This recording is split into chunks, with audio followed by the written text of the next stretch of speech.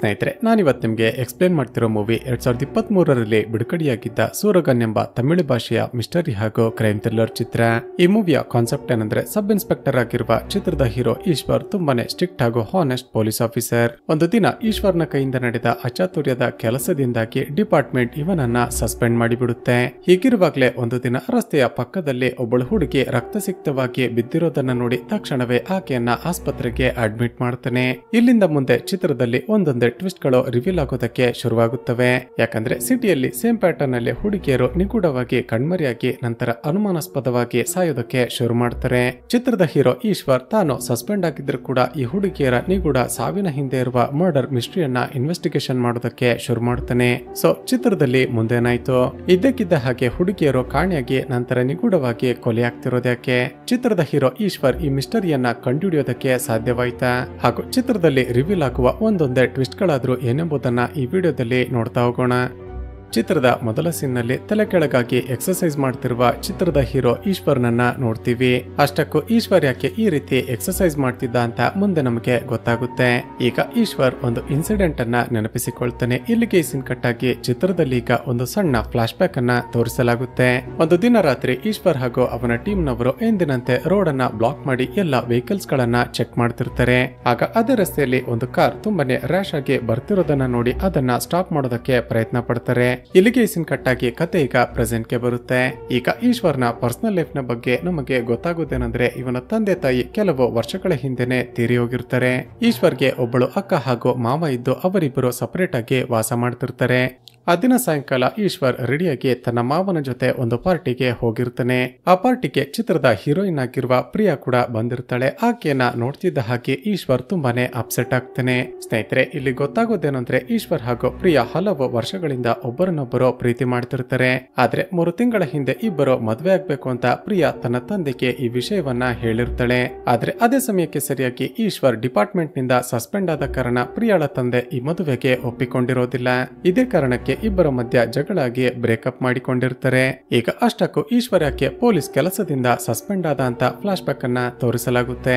ಸ್ನೇಹಿತರೆ, ಆ ದಿನ ರಾತ್ರಿ ಈಶ್ವರ್ ಹಾಗೂ ಅವನ ಟೀಮ್ ನವರು ನೈಟ್ ಚೆಕಿಂಗ್ ಮಾಡ್ತಿದ್ದಾಗ ಒಂದು ಕಾರ್ ತುಂಬಾನೇ ರ್ಯಾಶ್ ಆಗಿ ಬಂದಿತ್ತಲ್ವಾ. ಈಶ್ವರ್ ಆ ಕಾರನ್ನ ಸ್ಟಾಪ್ ಮಾಡೋದಕ್ಕೆ ಪ್ರಯತ್ನ ಪಡ್ತಾನೆ. ಆದ್ರೆ ಆ ಕಾರ್ ಅಲ್ಲೇ ಇದ್ದ ಕಾನ್ಸ್ಟೇಬಲ್ ಗೆ ಗುದ್ದಿಕೊಂಡು ಮುಂದಕ್ಕೆ ಹೊರಟು ಹೋಗುತ್ತೆ. ತಕ್ಷಣವೇ ಈಶ್ವರ್ ತನ್ನ ಬಳಿ ಇದ್ದ ಸರ್ವಿಸ್ ಗನ್ ನಿಂದ ಕಾರ್ನ ಟೈರ್ ಗೆ ಶೂಟ್ ಮಾಡಿ ಸ್ಟಾಪ್ ಮಾಡ್ತಾನೆ. ತಕ್ಷಣ ಕಾರ್ನ ಬಳಿ ಬಂದು ಚೆಕ್ ಮಾಡಿದಾಗ ಗೊತ್ತಾಗುತ್ತೆ, ಶಾಕಿಂಗ್ಲಿ 4 ಜನ ಹುಡುಗರು ಒಬ್ಬಳು ಹುಡುಗಿಯನ್ನ ಕಿಡ್ನಾಪ್ ಮಾಡಿಕೊಂಡು ಹೋಗ್ತಿದ್ದಾರೆ ಅಂತ. ಈಗ ಆ ಹುಡುಗರು ಪೊಲೀಸರಿಂದ ತಪ್ಪಿಸಿಕೊಳ್ಳೋದಕ್ಕೆ ಎಲ್ಲರ ಮೇಲೆ ಅಟ್ಯಾಕ್ ಮಾಡೋದಕ್ಕೆ ಶುರು ಮಾಡ್ತಾರೆ. ಕೊನೆಗೆ ಬೇರೆ ದಾರಿ ಇಲ್ಲದೆ ಈಶ್ವರ್ ಸೆಲ್ಫ್ ಡಿಫೆನ್ಸ್ ಗೆ ಅಂತ ತನ್ನ ಬಳಿ ಇದ್ದ ಗನ್ ನಿಂದ ಶೂಟ್ ಮಾಡಿಬಿಡ್ತಾನೆ. ನೋಡಿದ್ರೆ ಶಾಕಿಂಗ್ಲಿ ಈಶ್ವರ್ ಆ ಕಿಡ್ನಾಪರ್ಸ್ ಗಳಿಗೆ ಶೂಟ್ ಮಾಡೋದಕ್ಕೆ ಹೋಗಿ ಅವರು ಕಿಡ್ನಾಪ್ ಮಾಡಿದ್ದ ಹುಡುಗಿಗೆ ಶೂಟ್ ಮಾಡಿಬಿಡ್ತಾನೆ. ಅದಕ್ಕೆ ಕಾರಣವೇನು ಅಂದ್ರೆ, ಈಶ್ವರ್ಗೆ ಕೆಲವು ತಿಂಗಳ ಹಿಂದೆ ಒಂದು ರೋಡ್ ಆಕ್ಸಿಡೆಂಟ್ ನಲ್ಲಿ ತಲೆಗೆ ಹಾಗೂ ಕಣ್ಣಿಗೆ ತುಂಬಾನೇ ಪೆಟ್ಟಾಗಿರುತ್ತೆ. ಅಂದಿನಿಂದ ಈಶ್ವರ್ ತುಂಬಾನೇ ಪ್ಯಾನಿಕ್ ಆದಾಗ ಅಥವಾ ಕೋಪಗೊಂಡಾಗ ಎದುರುಗಡೆ ಇದ್ದ ಯಾವುದೇ ವಸ್ತು ಆಗ್ಲಿ ವ್ಯಕ್ತಿಗಳಾಗ್ಲಿ ತಲೆ ಕೆಳಗಾಗಿ ಕಾಣಿಸ್ತಿರ್ತಾರೆ. ಹೀಗೆ ಈಶ್ವರ್ ಶೂಟ್ ಮಾಡಿದ ಕಾರಣ ಕಿಡ್ನಾಪ್ ಆಗಿದ್ದ ಆ ಹುಡುಗಿ ಆನ್ ದ ಸ್ಪಾಟ್ ಸತ್ತೋಗಿರ್ತಾಳೆ. ಈಗ ಈಶ್ವರ್ಗಿರುವ ಮೆಡಿಕಲ್ ಪ್ರಾಬ್ಲಮ್ ನಿಂದಾಗಿ ಒಬ್ಳು ಏನು ಕೂಡ ತಪ್ಪೆ ಮಾಡಿರದ ಹುಡುಗಿ ಸತ್ತು ಹೋದ್ಲು. ಹೀಗಾಗಿ ಕಮಿಷನರ್ ಈಶ್ವರ್ ಈ ಕೇಸ್ ನಿಂದ ಹೊರಗಡೆ ಬರೋವರೆಗೂ ಹಾಗೂ ಮೆಡಿಕಲಿ ಫಿಟ್ ಅಂತ ಪ್ರೂವ್ ಆಗೋವರೆಗೂ ಸಸ್ಪೆಂಡ್ ಮಾಡ್ತಿದೀವಿ ಅಂತ ಹೇಳಿಬಿಡ್ತಾರೆ. ತನ್ನಿಂದಾಗಿ ಒಬ್ಬಳು ಅಮಾಯಕ ಹುಡುಗಿ ಸತ್ತು ಹೋದ್ಲು. ಜೊತೆಗೆ ತಾನು ಕೂಡ ಕೆಲಸದಿಂದ ಸಸ್ಪೆಂಡ್ ಆದ್ನಲ್ಲ ಅಂತ ಅಂದಿನಿಂದ ಈಶ್ವರ್ ತುಂಬಾನೇ ಡಿಪ್ರೆಷನ್ ನಲ್ಲಿರ್ತಾನೆ. ಹೀಗಿರುವಾಗ್ಲೇ ಒಂದು ದಿನ ಈಶ್ವರ್ ಹೊರಗಡೆ ಹೋಗಿ ಮನೆಗೆ ವಾಪಸ್ ಬರ್ತಿದ್ದಾಗ ರಸ್ತೆಯಲ್ಲಿ ಒಬ್ಬಳು ಹುಡುಗಿ ರಕ್ತಸಿಕ್ತವಾಗಿ ಬಿದ್ದಿರೋದನ್ನ ನೋಡ್ತಾನೆ. ಹತ್ತಿರ ಹೋಗಿ ನೋಡಿದ್ರೆ ಆ ಹುಡುಗಿಯ ಮುಖಕ್ಕೆ ಹಾಗೂ ದೇಹಕ್ಕೆ ತುಂಬಾನೇ ಗಾಯಗಳಾಗಿರುತ್ತವೆ. ತಕ್ಷಣವೇ ಆ ಹುಡುಗಿಯನ್ನ ಕಾಪಾಡಬೇಕು ಅಂತ ಅದೇ ರಸ್ತೆಯಲ್ಲಿ ಬರ್ತಿದ್ದ ಒಂದು ಆಟೋದಲ್ಲಿ ಆಸ್ಪತ್ರೆಗೆ ಕರೆದುಕೊಂಡು ಬರ್ತಾನೆ. ಸಾವು ಬದುಕಿನ ಮಧ್ಯೆ ಹೋರಾಡ್ತಿದ್ದ ಆ ಹುಡುಗಿ ಒಳಗಡೆ ಹೋಗೋದಕ್ಕೂ ಮುಂಚೆ ಈಶ್ವರ್ಗೆ ಏನನ್ನೋ ಹೇಳೋದಕ್ಕೆ ಪ್ರಯತ್ನ ಪಡ್ತಿರ್ತಾಳೆ. ಈ ವಿಷಯ ಗೊತ್ತಾಗ್ತಿದ್ದ ಹಾಗೆ ಇನ್ಸ್ಪೆಕ್ಟರ್ ಪ್ರಭು ಹಾಗೂ ರಾಜಂಬ ಸಬ್ ಇನ್ಸ್ಪೆಕ್ಟರ್ ಹಾಸ್ಪಿಟಲ್ಗೆ ಬರ್ತಾರೆ. ಇಲ್ಲಿ ನಮ್ಗೆ ಗೊತ್ತಾಗೋದೇನಂದ್ರೆ, ಹಾಸ್ಪಿಟಲ್ಗೆ ಬಂದಿದ್ದ ಆ ಸಬ್ ಇನ್ಸ್ಪೆಕ್ಟರ್ ರಾಜ್ಗೆ ಈಶ್ವರ್ನನ್ನ ಕಂಡ್ರೆ ಮೊದಲಿನಿಂದಲೇ ಆಗ್ತಿರೋದಿಲ್ಲ. ಬೇಕಂತಲೇ ಈಶ್ವರ್ಗೆ ಟಾಂಟ್ ಮಾಡ್ತಾ, ಇನ್ ಮುಂದೆ ಈ ಕೇಸನ್ನ ನಾವಿಬ್ಬರು ನೋಡಿಕೊಳ್ತೀವಿ, ನೀನೊಬ್ಬ ಸಸ್ಪೆಂಡ್ ಆಗಿರುವ ಪೊಲೀಸ್ ಆಫೀಸರ್, ನೀನು ಈ ಕೇಸ್ ನಲ್ಲಿ ತಲೆ ಹಾಕ್ಬೇಡ ಅಂತ ಬೈದು ಅಲ್ಲಿಂದ ಕಳುಹಿಸಿ ಬಿಡ್ತಾನೆ. ಆ ದಿನ ಸಾಯಂಕಾಲ ಈಶ್ವರ್ ತನ್ನ ಮಾವನನ್ನ ಕರೆದುಕೊಂಡು ಡಾಕ್ಟರ್ ಕನ್ಸಲ್ಟೇಷನ್ಗೆ ಹೋಗಿರ್ತಾನೆ. ಆಗ ಡಾಕ್ಟರ್ ಹೇಳೋದೇನಂದ್ರೆ, ಈಶ್ವರ್ಗೆ ಆಕ್ಸಿಡೆಂಟ್ ಆದಾಗ ಉಂಟಾಗಿರುವ ಆ ಪ್ರಾಬ್ಲಮ್ ಇನ್ನೂ ಕೂಡ ಕಡಿಮೆ ಆಗಿಲ್ಲ. ಹಾಗಾಗಿ ಈಶ್ವರ್ ಯಾವುದೇ ಕಾರಣಕ್ಕೂ ಟೆನ್ಷನ್ ಆಗೋದು ಅಥವಾ ಕೋಪ ಮಾಡಿಕೊಳ್ಳೋದು ಮಾಡೋದಕ್ಕೆ ಹೋಗ್ಬಾರ್ದು. ಹಾಗೇನಾದ್ರೂ ಆದ್ರೆ ಎದುರು ಕಡೆ ಇರುವ ವ್ಯಕ್ತಿಗಳು ಅಥವಾ ವಸ್ತುಗಳು ತಲೆ ಕೆಳಗಾಗಿ ಕಾಣೋದಕ್ಕೆ ಶುರುವಾಗುತ್ತವೆ. ಡೈಲಿ ತಲೆಯನ್ನ ಕೆಳಗಡೆ ಮಾಡಿ ಮಾಡುವ ಒಂದಷ್ಟು ಎಕ್ಸರ್ಸೈಸ್ ಗಳನ್ನ ಹೇಳಿಕೊಡ್ತಾರೆ. ಆ ಎಕ್ಸರ್ಸೈಸ್ ಅನ್ನ ಕಂಟಿನ್ಯೂಸ್ ಆಗಿ ಮಾಡ್ತಾ ಹೋದ್ರೆ ಕಾಲಕ್ರಮೇಣ ಈ ಕಾಯಿಲೆ ವಾಸಿಯಾಗುತ್ತೆ ಅಂತ ಹೇಳ್ತಾರೆ. ಈಗ ಈಶ್ವರ್ ರಸ್ತೆಯಲ್ಲಿ ರಕ್ತಸಿಕ್ತವಾಗಿ ಬಿದ್ದಿದ್ದ ಒಬ್ಬಳ ಹುಡುಗಿಯನ್ನ ಆಸ್ಪತ್ರೆಗೆ ಅಡ್ಮಿಟ್ ಮಾಡಿದ್ದ ಅಲ್ವಾ. ಆ ಹುಡುಗಿಯ ಹೆಸರು ದಿವ್ಯಾ ಅಂತ ಗೊತ್ತಾಗುತ್ತೆ. ಹಾಗೂ ದಿವ್ಯಾಳನ್ನ ಅರ್ಜೆಂಟ್ ಆಗಿ ಆಸ್ಪತ್ರೆಗೆ ಕರೆದುಕೊಂಡು ಹೋಗ್ತಿದ್ದಾಗ ಈಶ್ವರ್ ಮರೆತು ಆಕೆ ಫೋನ್ ಅನ್ನ ತನ್ನ ಬಳಿನೇ ಇಟ್ಟುಕೊಂಡಿರ್ತಾನೆ. ದಿವ್ಯಾ ಹುಷಾರಾದ್ಲಾ ಅಂತ ವಿಚಾರಿಸೋದಕ್ಕೆ ಆಸ್ಪತ್ರೆಗೆ ಹೋಗ್ತಿದ್ದಾಗ ಈಶ್ವರ್ಗೆ ಒಂದು ಶಾಕಿಂಗ್ ವಿಷಯ ಗೊತ್ತಾಗುತ್ತೆ. ಡಾಕ್ಟರ್ ಕಾಲ್ ಮಾಡಿ ನೀವು ಆಸ್ಪತ್ರೆಗೆ ಅಡ್ಮಿಟ್ ಮಾಡಿದ್ದ ದಿವ್ಯಾ ಟ್ರೀಟ್ಮೆಂಟ್ ಸಕ್ಸಸ್ ಆಗದೆ ಸತ್ತೋದ್ಲು ಅಂತ ಇನ್ಫಾರ್ಮ್ ಮಾಡ್ತಾರೆ. ಆ ಹುಡುಗಿ ಸತ್ತೋದ್ಲು ಅಂತ ಗೊತ್ತಾಗಿ ಈಶ್ವರ್ಗೆ ತುಂಬಾನೇ ಶಾಕ್ ಆಗುತ್ತೆ. ತಕ್ಷಣ ಆ ಹುಡುಗಿಗೆ ಎಕ್ಸಾಕ್ಟ್ ಆಗಿ ಏನಾಗಿದೆ ಅಂತ ವಿಚಾರಿಸೋದಕ್ಕೆ ಆಸ್ಪತ್ರೆಗೆ ಹೋಗ್ತಾನೆ. ಆದ್ರೆ ಅಷ್ಟರಲ್ಲೇ ವಿಷಯ ಗೊತ್ತಾಗಿ ಅಲ್ಲಿಗೆ ಬಂದಿದ್ದ ಸಬ್ ಇನ್ಸ್ಪೆಕ್ಟರ್ ರಾಜ್ ಮತ್ತೆ ಈಶ್ವರ್ಗೆ ಸರಿಯಾಗಿ ಬೈದು ಅಲ್ಲಿಂದ ಕಳುಹಿಸಿ ಬಿಡ್ತಾನೆ. ಅದೇ ಸಮಯಕ್ಕೆ ಈಶ್ವರ್ ಬಳಿದ ದಿವ್ಯಾಳ ಮೊಬೈಲ್ಗೆ ಮನ್ಸೂರ್ ಎಂಬ ಒಬ್ಬ ವ್ಯಕ್ತಿ ಕಾಲ್ ಮಾಡ್ತಾನೆ. ದಿವ್ಯಾ ಇಷ್ಟು ದಿನಗಳಿಂದ ಎಲ್ಲಿದ್ಯಾ, ನನ್ನ ಫೋನ್ ಅನ್ನ ಯಾಕೆ ಪಿಕ್ ಮಾಡ್ತಿಲ್ಲ ಅಂತ ರೇಗಾಡ್ತಾನೆ. ಈಶ್ವರ್ ಈ ಕಡೆಯಿಂದ ಮಾತನಾಡಿದಾಗ ಯಾರ್ ನೀನು, ದಿವ್ಯಾಳ ಮೊಬೈಲ್ ನಿನ್ನ ಬಳಿಗೆ ಹೇಗೆ ಬಂತು ಅಂತ ವಿಚಾರಿಸ್ತಾನೆ. ಈಶ್ವರ್ ನಡೆದ ಎಲ್ಲವನ್ನ ಎಕ್ಸ್ಪ್ಲೇನ್ ಮಾಡ್ತಾನೆ. ಆಗ ಆ ಕಡೆಯಿಂದ ಮಾತನಾಡ್ತಿದ್ದ ಆ ಮನ್ಸೂರ್ ಎಂಬ ವ್ಯಕ್ತಿ ಫೋನ್ ಅನ್ನ ಕಟ್ ಮಾಡಿ ಬಿಡ್ತಾನೆ. ಈಗ ಆ ದಿನ ದಿವ್ಯಾ ಸಾಯೋದಕ್ಕೂ ಮುಂಚೆ ಆಸ್ಪತ್ರೆಯಲ್ಲಿ ತನಗೆ ಏನನ್ನೋ ಹೇಳೋದಕ್ಕೆ ಪ್ರಯತ್ನ ಪಡ್ತಿದ್ಲು. ಅಷ್ಟಕ್ಕೂ ಆ ದಿವ್ಯಾ ಯಾರು, ಆಕೆಗೆ ಏನಾಯ್ತು ಅಂತ ತಲೆ ಕೆಡುತ್ತೆ. ತಕ್ಷಣ ತನ್ನ ಬಳಿದ ದಿವ್ಯಾಳ ಫೋನ್ ಅನ್ನ ತೆಗೆದುಕೊಂಡು ಹೋಗಿ ಇನ್ಸ್ಪೆಕ್ಟರ್ ಪ್ರಭುಗೆ ಹ್ಯಾಂಡ್ ಓವರ್ ಮಾಡ್ತಾನೆ. ಸರ್, ಸ್ವಲ್ಪ ಸಮಯದ ಮುಂಚೆ ಮನ್ಸೂರ್ ಎಂಬ ಒಬ್ಬ ವ್ಯಕ್ತಿ ದಿವ್ಯಾಳ ಮೊಬೈಲ್ಗೆ ಕಾಲ್ ಮಾಡಿದ್ದ. ಆತ ಇಷ್ಟು ದಿನಗಳಿಂದ ಎಲ್ಲಿದ್ಯಾ, ಫೋನ್ ಅನ್ನ ಯಾಕೆ ಪಿಕ್ ಮಾಡ್ತಿಲ್ಲ ಅಂತ ವಿಚಾರಿಸ್ತಿದ್ದ. ಸರ್, ತಕ್ಷಣ ಆ ಮನ್ಸೂರ್ ಎಂಬ ವ್ಯಕ್ತಿಯನ್ನ ಕರೆದು ಎನ್ಕ್ವೈರಿ ಮಾಡಿ ಏನಾದ್ರೂ ಇನ್ಫಾರ್ಮೇಶನ್ ಸಿಗುತ್ತೆ ಅಂತ ಹೇಳ್ತಾನೆ. ಈಶ್ವರ್, ನಿನಗೆ ಮೊದಲೇ ಹೇಳಿದ್ದೀನಿ, ನೀನೀಗ ಡಿಪಾರ್ಟ್ಮೆಂಟ್ ನಿಂದ ಸಸ್ಪೆಂಡ್ ಆಗಿದ್ಯಾ. ನೋಡಿದ್ರೆ ಮೇಜರ್ ಎವಿಡೆನ್ಸ್ ಆಗಿರುವ ಆ ಹುಡುಗಿಯ ಮೊಬೈಲ್ ಅನ್ನ ನಿನ್ನ ಬಳಿನೇ ಇಟ್ಟುಕೊಂಡಿದ್ದೆ. ಯಾವುದೇ ಕಾರಣಕ್ಕೂ ಈ ಕೇಸ್ ನಲ್ಲಿ ತಲೆ ಹಾಕ್ಬೇಡ, ಇಲ್ಲಾಂದ್ರೆ ನಿನ್ನ ಸಸ್ಪೆನ್ಷನ್ ಮತ್ತಷ್ಟು ಎಕ್ಸ್ಟೆಂಡ್ ಆಗುತ್ತೆ ಅಂತ ವಾರ್ನ್ ಮಾಡ್ತಾರೆ. ಹೀಗೆ ಪ್ರಭು ಹಾಗೂ ರಾಜ್ ಎಷ್ಟೇ ಈ ಕೇಸ್ ನಲ್ಲಿ ತಲೆ ಹಾಕ್ಬೇಡ ಅಂತ ಹೇಳಿದ್ರು ಕೂಡ ಈಶ್ವರ್ ಮಾತ್ರ ಅದೇ ಕೇಸ್ ನ ಬಗ್ಗೆನೆ ಯೋಚನೆ ಮಾಡ್ತಿರ್ತಾನೆ. ಹೇಗಾದ್ರೂ ಮಾಡಿ ಆ ಹುಡುಗಿಗೆ ಏನಾಯ್ತು ಅಂತ ಪತ್ತೆ ಮಾಡೋದಕ್ಕೆ ಆಕೆಯ ತಂದೆ ತಾಯಿಯ ಆಕ್ಟಿವಿಟಿಗಳನ್ನ ಫಾಲೋ ಮಾಡ್ತಾನೆ. ತಾನೊಬ್ಬ ಕ್ರೈಮ್ ರಿಪೋರ್ಟರ್ ಅಂತ ಒಂದು ಫೇಕ್ ವಿಸಿಟಿಂಗ್ ಕಾರ್ಡ್ ಅನ್ನ ರೆಡಿ ಮಾಡಿಸ್ಕೊಂಡು ದಿವ್ಯಾಳ ಮನೆಗೆ ಹೋಗ್ತಾನೆ. ಮೇಡಮ್, ನಿಮ್ಮ ಮಗಳಿಗೆ ಏನಾಗಿತ್ತು, ಆಕೆಗೆ ಯಾರಾದ್ರೂ ಶತ್ರುಗಳಿದ್ರ ಅಂತ ಕೇಳ್ತಾನೆ. ಈಗಾಗಲೇ ನಾವಿಬ್ರು ದಿವ್ಯಾಳ ಬಗ್ಗೆ ಪೊಲೀಸರಿಗೆ ಸ್ಟೇಟ್ಮೆಂಟ್ ಅನ್ನ ಕೊಟ್ಟಿದ್ದೀವಿ. ಈಗ ನೋಡಿದ್ರೆ ರಿಪೋರ್ಟರ್ ಅಂತ ಹೇಳಿಕೊಂಡು ನೀವು ಬಂದಿದ್ದೀರಾ. ತುಂಬಾನೇ ಟ್ರೆಡಿಷನಲ್ ಫ್ಯಾಮಿಲಿ ಆಗಿದ್ದ ನಮಗೂ ಹಾಗೂ ನಮ್ಮ ಮಗಳು ದಿವ್ಯಾಗೂ ಒಂಚೂರು ಕೂಡ ಸೆಟ್ ಆಗ್ತಿರ್ಲಿಲ್ಲ. ಆಕೆ ಯಾವಾಗ್ಲೂ ಪಬ್, ಪಾರ್ಟಿ, ಫ್ರೆಂಡ್ಸ್ ಅಂತ ಬ್ಯುಸಿ ಆಗಿರ್ತಿದ್ಲು. ಆಕೆ ಮಾಡ್ತಿದ್ದ ಕೆಲಸದಿಂದಾಗಿ ನಮ್ಮ ರಿಲೇಟಿವ್ಸ್ ಗಳ ಮುಂದೆ ನಮ್ಮ ಮರ್ಯಾದೆ ಈಗಾಗಲೇ ಹಾಳಾಗಿ ಹೋಗಿದೆ. ಆಕೆ ಬಗ್ಗೆ ಮತ್ತೆ ರಿಪೋರ್ಟ್ ಮಾಡಿ ನಮ್ಮ ಮರ್ಯಾದೆಯನ್ನ ಮತ್ತಷ್ಟು ಕಳಿಬಿಡಿ ಅಂತ ಹೇಳಿ ಅಲ್ಲಿಂದ ಕಳುಹಿಸಿ ಬಿಡ್ತಾರೆ. ದಿವ್ಯಾ ಸಾಯೋದಕ್ಕೂ ಮುಂಚೆ ಯಾವ್ಯಾವ ಜಾಗಕ್ಕೆ ಹೋಗ್ತಿದ್ಲು ಅಂತ ಚೆಕ್ ಮಾಡ್ತಿದ್ದಾಗ ಆಕೆ ಕೈ ಮೇಲೆ ಒಂದು ಪಬ್ ನ ಸ್ಟ್ಯಾಂಪ್ ಇರೋದನ್ನ ಆಕೆ ಇನ್ಸ್ಟಾಗ್ರಾಮ್ ಫೋಟೋದಲ್ಲಿ ನೋಡ್ತಾನೆ. ಆ ಪಬ್ಗೆ ಹೋದಾಗ್ಲೇ ಈಶ್ವರ್ಗೆ ಗೊತ್ತಾಗುತ್ತೆ ಅಲ್ಲಿ ಇವನ ಫ್ರೆಂಡ್ ಆಗಿರುವ ಗುರುನೇ ಮ್ಯಾನೇಜರ್ ಆಗಿ ಕೆಲಸ ಮಾಡ್ತಿದ್ದಾನೆ ಅಂತ. ದಿವ್ಯಾಳ ಫೋಟೋ ತೋರಿಸಿ ಈ ಹುಡುಗಿಯನ್ನ ಈ ಪಬ್ ನಲ್ಲಿ ನೋಡಿದ್ದ ಅಂತ ಕೇಳ್ತಾನೆ. ದಿವ್ಯಾಳ ಫೋಟೋ ನೋಡ್ತಿದ್ದ ಹಾಗೆ ಗುರು ತುಂಬಾನೇ ಗಾಬರಿ ಆಗ್ತಾನೆ. ಈಶ್ವರ್, ಇಲ್ಲೇನೋ ಮಾತಾಡೋದು ಬೇಡ, ನನ್ನ ಡ್ಯೂಟಿ ಮುಗಿದ ನಂತರ ನಾನೇ ಬಂದು ನಿನ್ನನ್ನ ಮೀಟ್ ಆಗ್ತೀನಿ ಅಂತ ಹೇಳ್ತಾನೆ. ಈಶ್ವರ್ ಸರಿ ಅಂತ ಇನ್ನೇನೋ ಅಲ್ಲಿಂದ ವಾಪಸ್ ಬರ್ಬೇಕು ಅನ್ನುವಾಗ ಅಲ್ಲೇ ಪ್ರಭು ಹಾಗೂ ರಾಜ್ ಕೂತಿರೋದನ್ನ ನೋಡ್ತಾನೆ. ಈತ ಮತ್ತೆ ಆ ಹುಡುಗಿಯ ಕೇಸ್ ನಲ್ಲಿ ಇನ್ವಾಲ್ವ್ ಆಗ್ತಿರೋದನ್ನ ನೋಡಿದ ಪ್ರಭುಗೆ ಪಿತ್ತ ನೆತ್ತಿಗೇರುತ್ತೆ. ಈಶ್ವರ್, ನಿನಗೆ ಅಷ್ಟೆಲ್ಲ ಹೇಳಿದ್ರು ಕೂಡ ಮತ್ತೆ ಆ ಹುಡುಗಿಯ ಕೇಸನ್ನ ಪ್ರೈವೇಟ್ ಆಗಿ ಇನ್ವೆಸ್ಟಿಗೇಟ್ ಮಾಡ್ತಿದ್ಯಾ. ನೀನು ಇದೇ ರೀತಿ ಕಂಟಿನ್ಯೂ ಮಾಡಿದ್ರೆ ಈ ಕೇಸಲ್ಲಿ ನಿನ್ನ ಹೆಸರನ್ನ ಕೂಡ ಆಡ್ ಮಾಡಬೇಕಾಗುತ್ತೆ ಅಂತ ಬೈತಾನೆ. ಈಶ್ವರ್ ಸಾರಿ ಕೇಳಿ ತಕ್ಷಣವೇ ಆ ಪಬ್ ನಿಂದ ಮನೆಗೆ ಹೊರಟು ಬರ್ತಾನೆ. ಸ್ವಲ್ಪ ಸಮಯದ ನಂತರ ನಿಗೂಢವಾಗಿ ಸತ್ತಿರುವ ಆ ದಿವ್ಯಾಳ ತಾತ ಈಶ್ವರ್ಗೆ ಫೋನ್ ಮಾಡಿ ಕರೆಸಿಕೊಳ್ತಾನೆ. ಸ್ನೇಹಿತರೆ, ಅಸಲಿಗೆ ಸತ್ತಿರುವ ಆ ದಿವ್ಯಾಳ ತಾತ ಒಬ್ಬ ದೊಡ್ಡ ಬಿಸ್ನೆಸ್ ಮ್ಯಾನ್ ಆಗಿರ್ತಾನೆ. ಈಶ್ವರ್, ಆ ದಿನ ರಸ್ತೆಯಲ್ಲಿ ಬಿದ್ದಿದ್ದ ನನ್ನ ಮಗಳನ್ನ ನೀನೆ ಆಸ್ಪತ್ರೆಗೆ ಅಡ್ಮಿಟ್ ಮಾಡಿದ್ದೆ ಅಂತ ಗೊತ್ತಾಯ್ತು. ನಿನ್ನ ಬಗ್ಗೆ ಎನ್ಕ್ವೈರಿ ಮಾಡಿದಾಗ ನೀನೊಬ್ಬ ಸಸ್ಪೆಂಡ್ ಆಗಿರುವ ಸಬ್ ಇನ್ಸ್ಪೆಕ್ಟರ್, ಜೊತೆಗೆ ನನ್ನ ಮೊಮ್ಮಗಳ ಕೇಸನ್ನ ಪ್ರೈವೇಟ್ ಆಗಿ ಎನ್ಕ್ವೈರಿ ಮಾಡ್ತಿದ್ಯಾ ಅಂತ ಕೂಡ ಗೊತ್ತಾಯ್ತು. ದಿವ್ಯಾಳ ಬಗ್ಗೆ ನನ್ನ ಅಳಿಯ ಹಾಗೂ ಮಗಳು ತಲೆ ಕೆಡಿಸಿಕೊಳ್ಳದೆ ಇರಬಹುದು, ಆದ್ರೆ ನನಗೆ ನನ್ನ ಮೊಮ್ಮಗಳು ದಿವ್ಯ ಏನಾಯ್ತು ಅಂತ ಗೊತ್ತಾಗ್ಬೇಕು. ದಿವ್ಯಾಳನ್ನ ಕೊಲೆ ಮಾಡಿರುವ ಆ ಕೊಲೆಗಾರ ಯಾರು ಅಂತ ಕಂಡುಹಿಡಿದ್ರೆ ನಿನಗೆ ಬೇಕಾದಷ್ಟು ದುಡ್ಡನ್ನ ಕೊಡ್ತೀನಿ ಅಂತ ಒಂದು ಬ್ಲಾಂಕ್ ಚೆಕ್ ಗೆ ಸೈನ್ ಮಾಡಿ ಕೊಡ್ತಾನೆ. ಅದಕ್ಕೆ ಈಶ್ವರ್, ಸರಿ ಸರ್, ನಿಮ್ಮ ಮೊಮ್ಮಗಳಿಗೆ ಯಾರಾದ್ರೂ ಶತ್ರುಗಳಿದ್ರ? ಅದಕ್ಕೆ ದಿವ್ಯಾಳ ತಾತ ಹೇಳೋದೇನಂದ್ರೆ, ಆ ರೀತಿ ನನ್ಗೆ ಯಾರ ಮೇಲೂ ಕೂಡ ಅನುಮಾನ ಇಲ್ಲ. ದಿವ್ಯಾ ಆಗಾಗ ತನ್ನ ಖರ್ಚಿಗೆ ದುಡ್ಡು ಬೇಕು ಅಂತ ನನ್ನ ಬಳಿ ಬಂದು ಇಸ್ಕೋತಿದ್ಲು. ಆಕೆ ಯಾವಾಗಲೂ ತನ್ನ ಫ್ರೆಂಡ್ಸ್ ಗಳ ಜೊತೆ ಒಂದು ಪಬ್ಗೆ ರೆಗ್ಯುಲರ್ ಆಗಿ ಹೋಗ್ತಿದ್ಲು. ಒಂದು ದಿನ ನನ್ನ ಮೊಮ್ಮಗಳ ಜೊತೆ ಪ್ರಿಯಾ ಎಂಬ ಆಕೆಯ ಫ್ರೆಂಡ್ ಒಬ್ಬ ಒಬ್ಬಳನ್ನ ನೋಡಿದ್ದೆ. ನಂತರ ಅವರಿಬ್ಬರನ್ನ ಪ್ರಿಯಾಳ ಬಾಯ್ ಫ್ರೆಂಡ್ ಆಗಿರುವ ಗುರು ತನ್ನ ಕಾರ್ನಲ್ಲಿ ಕರೆದುಕೊಂಡು ಹೋದ ಅಂತ ಹೇಳ್ತಾನೆ. ಸ್ನೇಹಿತರೆ, ದಿವ್ಯಾಳ ತಾತ ಹೇಳ್ತಿರುವ ಆ ಗುರು ಬೇರೆ ಯಾರು ಅಲ್ಲ, ಆ ಪಬ್ ನಲ್ಲಿ ಮ್ಯಾನೇಜರ್ ಆಗಿ ಕೆಲಸ ಮಾಡ್ತಿರುವ ಹಾಗೂ ಈಶ್ವರ್ನ ಫ್ರೆಂಡ್ ಆಗಿರುವ ಗುರುನೇ. ಮತ್ತೊಂದು ಕಡೆ ಅದೇ ಸಮಯಕ್ಕೆ ದಿವ್ಯಾಳ ಫ್ರೆಂಡ್ ಆಗಿರುವ ಆ ಪ್ರಿಯಾ ಮತ್ತೊಬ್ಬ ಹುಡುಗನ ಜೊತೆ ಒಂದು ರೂಮ್ ನಲ್ಲಿ ಇರೋದನ್ನ ನೋಡ್ತೀವಿ. ಅದೇ ಸಮಯಕ್ಕೆ ಇದ್ದಕ್ಕಿದ್ದ ಹಾಗೆ ಹೊರಗಡೆಯಿಂದ ಇವರ ರೂಮ್ ಡೋರ್ ಅನ್ನ ಯಾರೋ ಓಪನ್ ಮಾಡೋದಕ್ಕೆ ಪ್ರಯತ್ನ ಪಡ್ತಾರೆ. ಹೆದರಿಕೊಂಡ ಇವರಿಬ್ಬರು ನಿಧಾನಕ್ಕೆ ಹೋಗಿ ಡೋರ್ ಅನ್ನ ಓಪನ್ ಮಾಡ್ತಾರೆ. ಇಲ್ಲಿಗೆ ಸೀನ್ ಕಟ್ ಆಗಿ ಚಿತ್ರದಲ್ಲಿ ಮತ್ತೊಂದು ಫ್ಲಾಶ್ ಬ್ಯಾಕ್ ಅನ್ನ ತೋರಿಸಲಾಗುತ್ತೆ. ಸ್ನೇಹಿತರೆ, ಅಷ್ಟಕ್ಕೂ ಆ ದಿನ ದಿವ್ಯಾಗೆ ಏನಾಗಿರುತ್ತೆ ಅಂದ್ರೆ ಆಕೆ ಯಾರದೋ ಜೊತೆ ಫೋನ್ ನಲ್ಲಿ ಮಾತನಾಡ್ತಾ ರಸ್ತೆಯಲ್ಲಿ ನಡೆದುಕೊಂಡು ಹೋಗ್ತಿರ್ತಾಳೆ. ಈಗ ಪ್ರಿಯಾ ಹಾಗೂ ಆಕೆ ಬಾಯ್ ಫ್ರೆಂಡ್ ಇರುವ ರೂಮಿಗೆ ಅವರನ್ನ ಹುಡುಕಿಕೊಂಡು ಬಂದಿರುವ ಡೇವಿಡ್ ಎಂಬಾತ ದಿವ್ಯಾಳನ್ನ ಕಿಡ್ನಾಪ್ ಮಾಡಿರ್ತಾನೆ.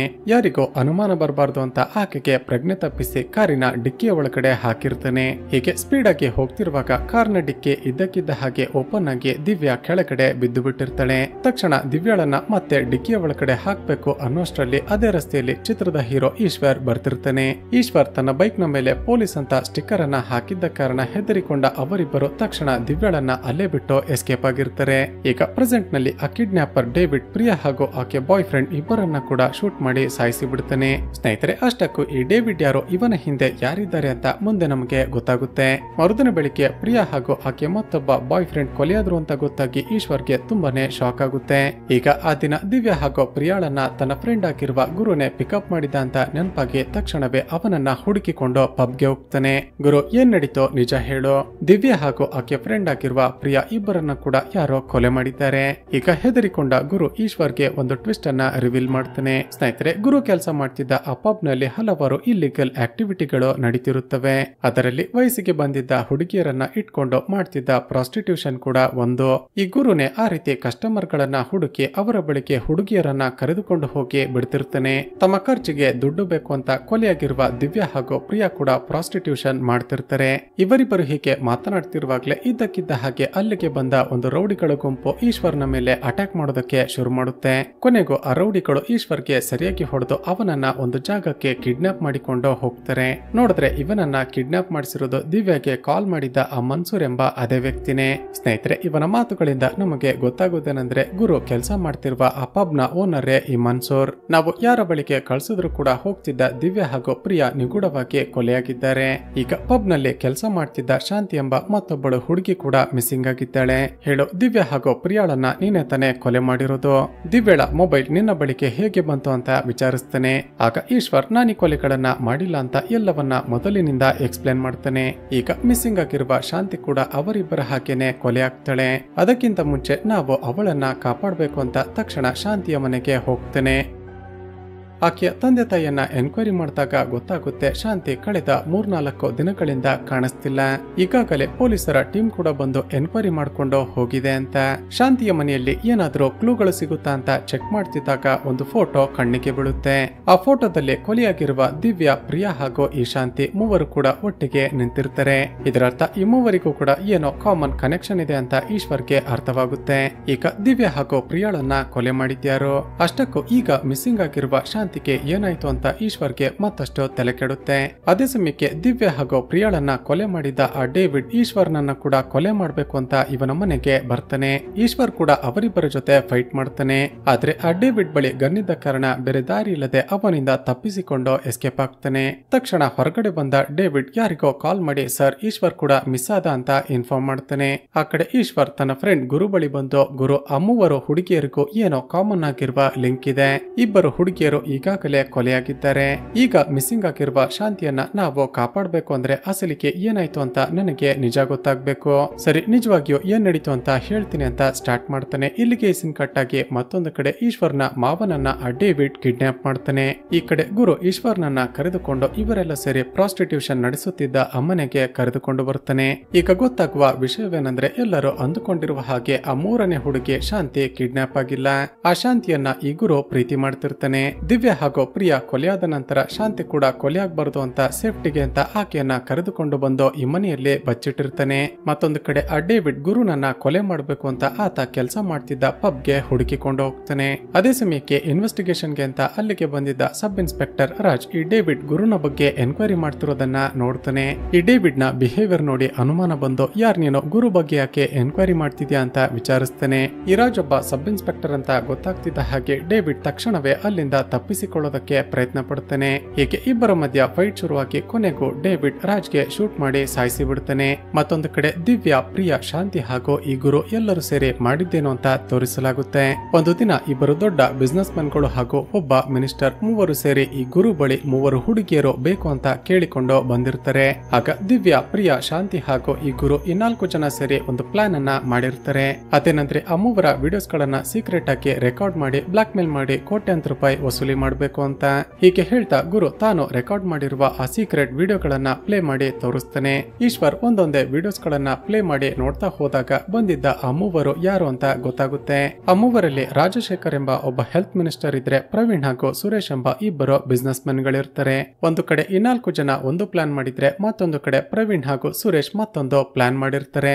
ಅದೇನಂದ್ರೆ ಅವರು ಕೂಡ ಸೀಕ್ರೆಟ್ ಆಗಿ ಮಿನಿಸ್ಟರ್ ರಾಜಶೇಖರ್ ನ ವಿಡಿಯೋಸ್ ಗಳನ್ನ ರೆಕಾರ್ಡ್ ಮಾಡ್ಕೊಂಡು ಬ್ಲಾಕ್ ಮೇಲ್ ಮಾಡೋದಕ್ಕೆ ಶುರು ಮಾಡ್ತಾರೆ. ಕಾರಣವೇನಂದ್ರೆ ಸಾವಿರಾರು ಕೋಟಿ ರೂಪಾಯಿಯ ಒಂದು ಗವರ್ಮೆಂಟ್ ಕಾಂಟ್ರಾಕ್ಟ್ ಅನ್ನ ನಮ್ಮ ಕಂಪನಿಗೇನೆ ಕೊಡ್ಬೇಕು, ಇಲ್ಲಾಂದ್ರೆ ನಿನ್ನ ವಿಡಿಯೋಸ್ ಗಳನ್ನ ಎಲ್ಲ ಕಡೆ ವೈರಲ್ ಮಾಡಿ ಬಿಡ್ತೀವಿ ಅಂತ ಹೆದರಿಸ್ತಾರೆ. ಆದ್ರೆ ಮಿನಿಸ್ಟರ್ ರಾಜಶೇಖರ್ ಮಾತ್ರ ಯಾವುದಕ್ಕೂ ಹೆದರಿಕೊಳ್ಳದೆ ಇದ್ದಾಗ ಇಬ್ಬರು ಸೇರಿ ಅವನನ್ನ ಹೊಡೆದು ಸಾಯಿಸಿ ಬಿಡ್ತಾರೆ. ಇದೆಲ್ಲ ಕೂಡ ಗುರು ರೆಕಾರ್ಡ್ ಮಾಡಿಕೊಂಡಿದ್ದ ಆ ವಿಡಿಯೋಸ್ ಗಳಲ್ಲಿ ಕ್ಯಾಪ್ಚರ್ ಆಗಿರುತ್ತೆ. ಆದ್ರೆ ಆ ರಾಜಶೇಖರ್ನನ್ನ ಕೊಲೆ ಮಾಡಿದಾಗ ದಿವ್ಯಾ, ಪ್ರಿಯಾ ಹಾಗೂ ಶಾಂತಿ ಕೂಡ ಅಲ್ಲೇ ಇದ್ರಲ್ವಾ. ಅವರೇನಾದ್ರೂ ಪೊಲೀಸರಿಗೆ ಈ ವಿಷಯವನ್ನ ಇನ್ಫಾರ್ಮ್ ಮಾಡಿದ್ರೆ ತಾವು ಅರೆಸ್ಟ್ ಆಗೋದು ಪಕ್ಕ ಅಂತ ಸುರೇಶ್ ಹಾಗೂ ಪ್ರವೀಣ್ ಮತ್ತೊಂದು ಪ್ಲಾನ್ ಮಾಡಿರ್ತಾರೆ. ಡೇವಿಡ್ ಎಂಬ ಒಬ್ಬ ಕಾಂಟ್ರಾಕ್ಟ್ ಕಿಲ್ಲರ್ಗೆ ದುಡ್ಡನ್ನ ಕೊಟ್ಟು ಆ ಮೂವರನ್ನ ಕೊಲೆ ಮಾಡೋದಕ್ಕೆ ಹೇಳಿರ್ತಾರೆ. ಈಗ ಡೇವಿಡ್ ಹಾಗೂ ಅವನ ಹುಡುಗರು ಮತ್ತೆ ಅಲ್ಲಿಗೆ ಬಂದು ಎಲ್ಲರನ್ನ ಕೊಲೆ ಮಾಡೋದಕ್ಕೆ ಪ್ರಯತ್ನ ಪಡ್ತಾರೆ. ತಕ್ಷಣವೇ ಈಶ್ವರ್ ಗುರು ಹಾಗೂ ಶಾಂತಿಯನ್ನ ಕರೆದುಕೊಂಡು ಅಲ್ಲಿಂದ ತಪ್ಪಿಸಿಕೊಂಡು ಎಸ್ಕೇಪ್ ಆಗ್ತಾನೆ. ಅದೇ ಸಮಯಕ್ಕೆ ಈಶ್ವರ್ನ ಅಕ್ಕ ಕಾಲ್ ಮಾಡಿ ನಿಮ್ಮ ಮಾವನನ್ನ ಯಾರೋ ಕಿಡ್ನಾಪ್ ಮಾಡಿದ್ದಾರೆ ಅಂತ ಇನ್ಫಾರ್ಮ್ ಮಾಡ್ತಾಳೆ. ಅದೇ ಸಮಯಕ್ಕೆ ಡೇವಿಡ್ ಕಾಲ್ ಮಾಡಿ ನಿನ್ನ ಬಳಿ ಇರುವ ಶಾಂತಿಯನ್ನ ಕರೆದುಕೊಂಡು ಬಂದು ನನಗೆ ಹ್ಯಾಂಡ್ ಓವರ್ ಮಾಡು, ಇಲ್ಲಾಂದ್ರೆ ನಿನ್ನ ಮಾವನನ್ನ ಸಾಯಿಸಿ ಬಿಡ್ತೀನಿ ಅಂತ ಥ್ರೆಟನ್ ಮಾಡ್ತಾನೆ. ಈಗ ತನ್ನ ಮಾವನನ್ನ ಹಾಗೂ ಶಾಂತಿಯನ್ನ ಕಾಪಾಡೋದಕ್ಕೆ ಒಂದು ಪ್ಲಾನ್ ಮಾಡ್ತಾನೆ. ದಿವ್ಯಾಳ ತಾತ ಹಾಗೂ ಮನ್ಸೂರ್ನ ಜೊತೆ ಸೇರಿ ಒಂದು ಐಡಿಯಾ ಮಾಡ್ತಾನೆ. ನೋಡೋದಕ್ಕೆ ಸೇಮ್ ಶಾಂತಿ ರೀತಿನೇ ಕಾಣ್ತಿದ್ದ ಒಂದು ಬೊಂಬೆಯನ್ನ ರೆಡಿ ಮಾಡಿ ಡೇವಿಡ್ ಹೇಳಿದ ಜಾಗಕ್ಕೆ ಹೋಗ್ತಾನೆ. ಡೇವಿಡ್ ಈಶ್ವರ್ ಬಳಿ ಇರುವ ಆ ಪೆನ್ ಡ್ರೈವ್ ಅನ್ನ ಹಾಗೂ ಶಾಂತಿಯನ್ನ ನನಗೆ ಹ್ಯಾಂಡ್ ಓವರ್ ಮಾಡು ಅಂತ ಹೇಳ್ತಾನೆ. ಸರಿ ಅಂತ ಹತ್ತಿರ ಹೋದ ಈಶ್ವರ್ ಅಲ್ಲಿದ್ದ ಎಲ್ಲರ ಜೊತೆ ಫೈಟ್ ಮಾಡೋದಕ್ಕೆ ಶುರು ಮಾಡ್ತಾನೆ. ಅಷ್ಟರಲ್ಲೇ ಹೊರಗಡೆ ಬಚ್ಚಿಟ್ಟುಕೊಂಡಿದ್ದ ದಿವ್ಯಾಳ ತಾತ ಹಾಗೂ ಮನ್ಸೂರ್ ಒಳಗಡೆ ಬರ್ತಾರೆ. ತಮ್ಮ ಬಳಿ ಇದ್ದ ಗನ್ ಇಂದ ಡೇವಿಡ್ ನ ಹುಡುಗರ ಮೇಲೆ ಶೂಟ್ ಮಾಡೋದಕ್ಕೆ ಶುರು ಮಾಡ್ತಾರೆ. ಈ ಕಡೆ ಈಶ್ವರ್ ಫೈಟ್ ಮಾಡ್ತಾ ಮತ್ತೆ ಪ್ಯಾನಿಕ್ ಆದ ಕಾರಣ ಎಲ್ಲವೂ ತಲೆ ಕೆಳಗಾಗಿ ಕಾಣೋದಕ್ಕೆ ಶುರು ಮಾಡುತ್ತೆ. ಕೊನೆಗೂ ಹೇಗೋ ಮಾಡಿ ಈಶ್ವರ್ ಆ ಡೇವಿಡ್ ನನ್ನ ಶೂಟ್ ಮಾಡಿ ಸಾಯಿಸಿ ಬಿಡ್ತಾನೆ. ನಂತರ ಇನ್ಸ್ಪೆಕ್ಟರ್ ಪ್ರಭುನನ್ನ ಮೀಟ್ ಮಾಡಿ ಆ ಪ್ರವೀಣ್ ಹಾಗೂ ಸುರೇಶ್ ಬಗ್ಗೆ ಎಲ್ಲವನ್ನ ಇನ್ಫಾರ್ಮ್ ಮಾಡ್ತಾನೆ. ಎಲ್ಲ ಎವಿಡೆನ್ಸ್ ಗಳು ಕೂಡ ಇದ್ದ ಕಾರಣ ಪೊಲೀಸರು ಹೋಗಿ ಪ್ರವೀಣ್ ಹಾಗೂ ಸುರೇಶ್ ನನ್ನ ಅರೆಸ್ಟ್ ಮಾಡ್ತಾರೆ. ಚಿತ್ರದ ಎಂಡ್ಸಿನಲ್ಲಿ ಈಶ್ವರ್ನದ್ದು ಏನು ಕೂಡ ತಪ್ಪಿಲ್ಲ ಅಂತ ಪ್ರೂವ್ ಆಗುತ್ತೆ ಹಾಗೂ ಈಶ್ವರಿಗ ಮೆಡಿಕಲಿ ಫಿಟ್ ಆಗಿದ್ದಾನೆ ಅಂತ ಪ್ರೂವ್ ಆಗಿ ಮತ್ತೆ ಅವನಿಗೆ ಪೊಲೀಸ್ ಕೆಲಸ ವಾಪಸ್ ಸಿಗುತ್ತೆ ಹಾಗೂ ಇಲ್ಲಿಗೆ ಈ ಚಿತ್ರ ಮುಕ್ತಾಯವಾಗುತ್ತೆ. ಸ್ನೇಹಿತರೆ, ಚಿತ್ರದ ಕತೆ ಇಷ್ಟವಾಗಿದ್ರೆ ಈ ವಿಡಿಯೋಗೆ ಒಂದು ಲೈಕ್ ಮಾಡಿ ಶೇರ್ ಮಾಡೋದನ್ನ ಮರೆಯಬೇಡಿ. ಇದೇ ರೀತಿಯ ವಿಡಿಯೋಸ್ಗಾಗಿ ಈ ಚಾನಲ್ ಅನ್ನ ಸಬ್ಸ್ಕ್ರೈಬ್ ಮಾಡಿಕೊಂಡು ಪಕ್ಕದಲ್ಲಿರುವ ಬೆಲ್ ಐಕಾನ್ ಅನ್ನ ಕ್ಲಿಕ್ ಮಾಡಿ.